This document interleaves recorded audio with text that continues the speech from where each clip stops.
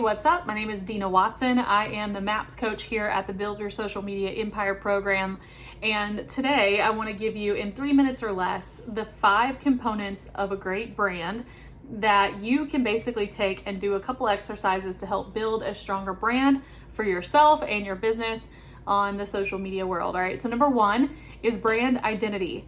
That kind of sounds self-explanatory, but I do want to make sure you know that it does include your font, your colors of your brand, your logo, but also the vibe. How does it feel whenever someone sees your brand? So this is all of those things. The second one is purpose.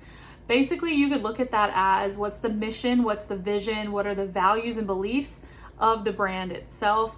The third one is messaging. So messaging could be anything from how are you actually reaching out to people, whether it is social media messaging, whether you're commenting, whether you're sharing, whether you're handwriting note cards. It could be anything that you're thinking about, but it has to go through the thought process of how am I getting my message and my product to the hands and the minds of consumers. So that's number 3. Number 4 is differentiation. So what is the difference between your brand, your business, and every other option in the marketplace? That's something that a lot of us know in our minds, but we don't necessarily know how to articulate it.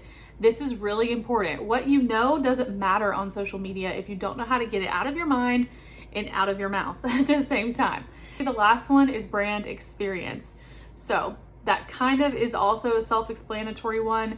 One of the things that I teach in the 8-week course that I have here at MAPS is what is the experience that someone has when they come into contact with your brand or with you in the world? How does it feel when they are on your website? Is it uplifting? Is it empowering? Is it informational? Or is it really just a bunch of ads? Also, when they message you and when they reach out to you, what's your overall consumer experience? So those are the 5 that we dive deeper into in the course, but I do want to go over them again just so you have something to write down. And I want you to think about how you would define each one of these 5 for your own brand and your own business.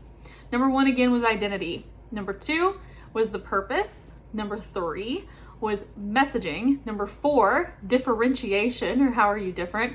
And number 5, what is the overall brand experience? I hope this was helpful, and I hope you guys have a wonderful day. If you ever need anything, reach out to me.